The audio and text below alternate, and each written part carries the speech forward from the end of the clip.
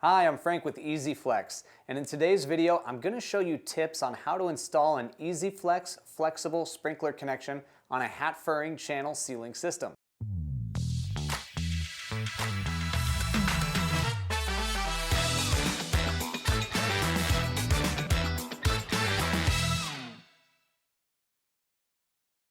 We understand each job comes with various conditions and requirements, and Easyflex offers solutions for what your job calls for.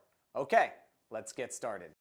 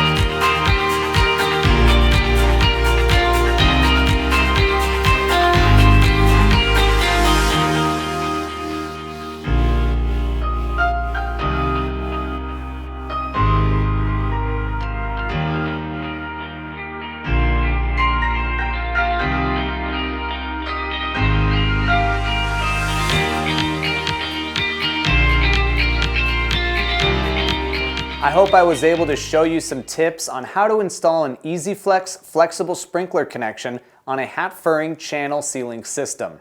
Please refer to the links below and Easyflex installation instructions for further details. If you still have questions, give us a call. We'll be more than happy to help. For more Easyflex videos, don't forget to subscribe to our channel.